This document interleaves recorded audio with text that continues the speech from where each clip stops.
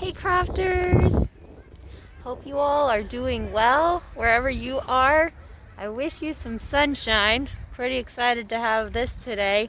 Supposed to get rainy tomorrow, so I'm out for a walk. I wanted to tell you about some of our projects that we've got going on for February. Really excited about these because, hello, Valentine's Day is coming. Okay, so everybody's got their own take on Valentine's Day. I get that. You do you. Okay? But that said, my take on it is that it's the first major gifting holiday since Christmas. Yeah, for crafters, that's a big deal. That means we have an excuse to make stuff. Win-win. Then, of course, especially this year, seems like, if you get a chance to share the love a little bit and maybe even spark your own creativity, that's also a win-win, right? So, I'm getting excited, working on some projects for that. That's not your thing, maybe you'll like these for some other purposes because I'm definitely keeping some of the stuff I'm making as well as giving it for gifts this month because I love it. I'm super excited. One of the projects we're working on today is our beanies. I've gotten some plain beanies and we're going to be embellishing them with buttons and patches and just throwing in some fun things. I'm also going to get my sister to help me model them, so hope you enjoy it. The supplies are pretty basic and the technique's pretty easy too. So let's look at what we need for our supplies and dive right into the project. I'm gonna go walk home and show those to you. Okay guys, here's one of our first projects. Let's check out this bright blue beanie. Oh my gosh, it's just waiting to be embellished. I found some of these cute kind of flower buttons. They look super retro at Joann's, and then I've gotten out a whole bunch of my favorite colored thread. I really love color spectrum. It's like my favorite color combination ever. So we're kind of making this beanie a little flowery, a little buttony, a little rainbowy, and I think it'll be perfect. Let's dive right in. Okay guys, let's open up these cute little buttons. Now these guys come in a package, so I have a lot of these to work with, which is great. I kind of just want to play around with where I think I want them. Do I want that side up or that side? Maybe I like the flatter side. I don't know. Just kind of want to play around with where I want it. Just want it to be super cutesy. Yeah. Okay, I think I'm going to try to probably space them out similar to that. Make them as even as possible and kind of center them on this brim part. I think these are about maybe 1.5 inches, 2 inches apart. I think that's going to be pretty cute. Now to add a little extra spin, I'm going to be using some of my bright color threads and kind of do one button in red, then orange, yellow, green, blue, all the way around and just see how many colors I can use as I do that, just for a special fun twist. So it looks like I should have plenty of buttons to do this pattern. So, okay, I think we're good to get started. Let's slip some of these guys to the side. I think I'm going to start with my button over here. Okay, so I've got my needle and thread. I've got a good old knot here at one end. Let's trim this down a little bit. Don't need it quite that much extra thread. Okay, now this weave, or the woven hat, has really big holes in it.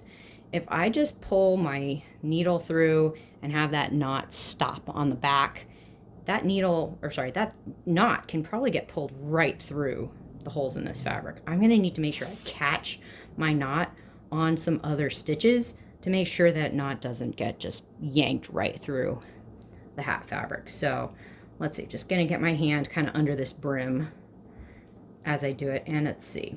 I'm going to just do like a really tiny stitch roughly where I want the button to be. Okay, so I've got my little there's my knot.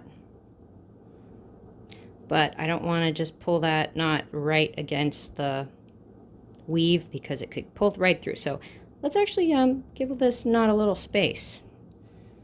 This is double thread, right? So it makes, it's got like a loop, right? If I pull it out. So why don't I just put my needle through that loop? Okay. So now, if I pull on this, the knot is caught. Well, it's a little hard to see. The knot is now caught in its own thread, and it's not going to pull through. Okay, that's where we want to start. Let's make sure this is tightened up securely against the hat. Looks pretty good. Okay, I think we're ready to get on a little button here. These are pretty darn cute. I think I'm gonna go cross, like kitty corner.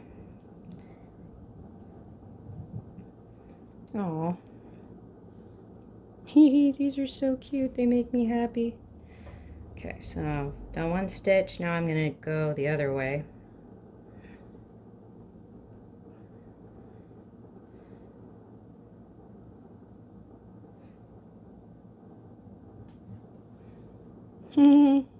That's pretty cute. So I'm going to alternate going back and forth, you know, doing one across, then one going the other way until the button's securely on there. And I want to make sure there's enough thread so that I can see that red thread nicely showing up. So I'll do, you know, at least several more stitches each direction. And let's check that out.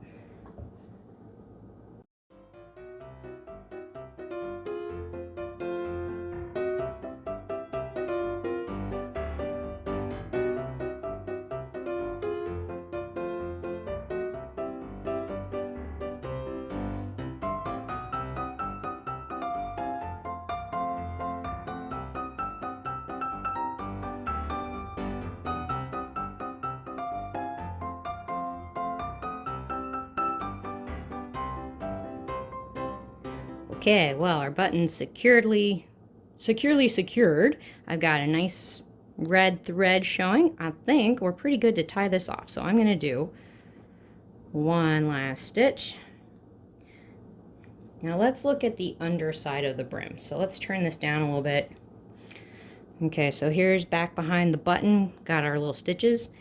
Hey, I don't want to just tie off this thread again because that knot could pull right through. So I'm going to kind of do what we did to start this button off in the first place. I'm going to do a little extra stitch, try to make sure I'm catching it on a couple strands of yarn. Oops. I want to leave a little loop. Where's my loop? Can you see the loop? It's pretty hard to see the loop. Doesn't want to focus, sorry. Hey, there you go. Got a little loop. Now when I trim off this thread, I'm going to tie one of those threads through that loop to make sure it's secured. So let's do a little trimming here. You can definitely leave yourself a little more thread than this to help you tie the knot a little easier. That is a-okay.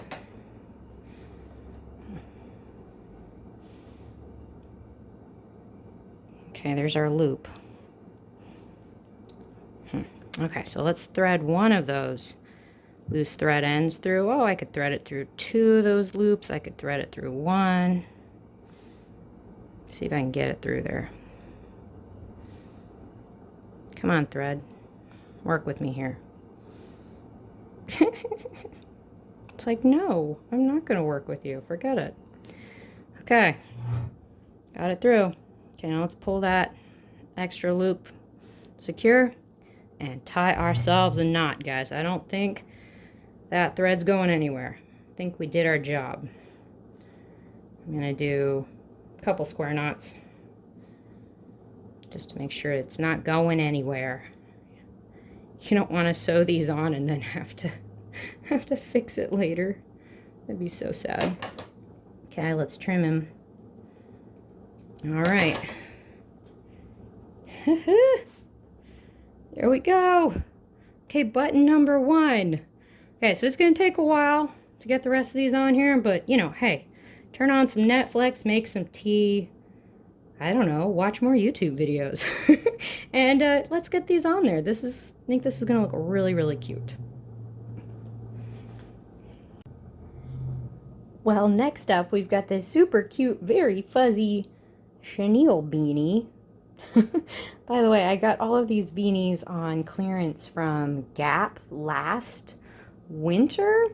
So, hey, might be a good idea just, to start stocking the winter clearance to see if you can find beanies. I really like these. They're really comfy and stretchy. But you can tell I've already started playing around with some of these heart buttons. Oh my gosh, these are super cute. Just little plastic buttons, flat on the back. Okay, these are so cute, but I only have a certain number of these. I've only got 4 of the big red hearts. I have 3 of the white hearts, and then I have 1 teeny little red one. He's kind of hiding over here.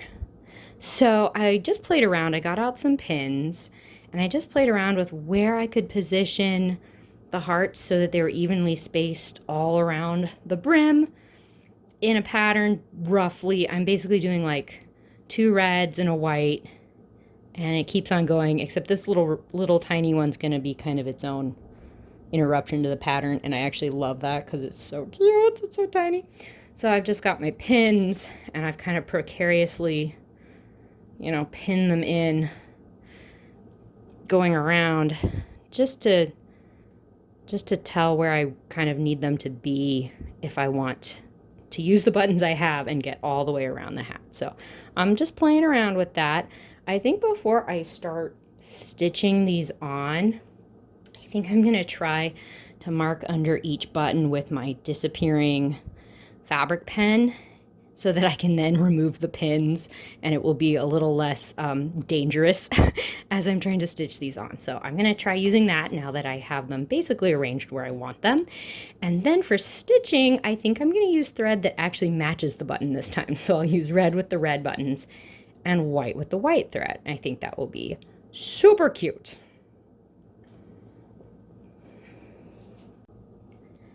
Well, I'm finishing up with kind of a bonus project. This is actually a kid's hat, and I'm going to be sewing a patch onto this one. If you can find patches that are small enough to fit on the brims of the hat, this can be a super cute idea.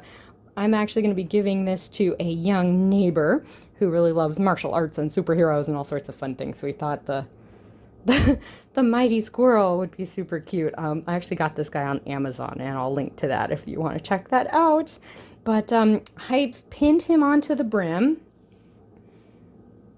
and I've just been doing little stitches from the brim into the bottom of the hat, just little stitches all the way around. And I've almost gotten all the way around the hat. Now, I was fortunate enough to find some basically matching thread in my stash. That's kind of a nice thing. If you can match your thread to the patch, then your stitches don't show too much. So you can tell I'm just gonna do a few little stitches here. Okay, so I'm stitching from the patch into the hat. Gonna come on up over here, make a little loop over the edge of the patch onto the hat below.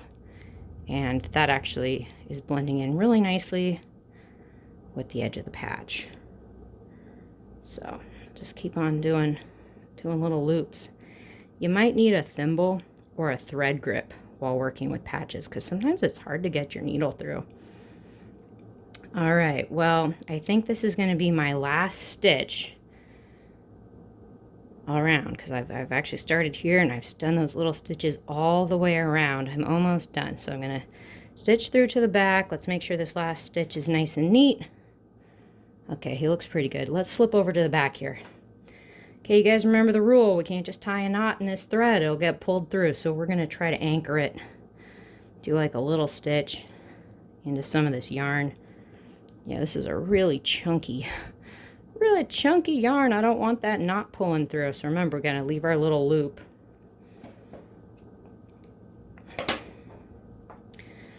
Okay, let's try to get one of our threads here separated. Okay, shrink my loop a little bit.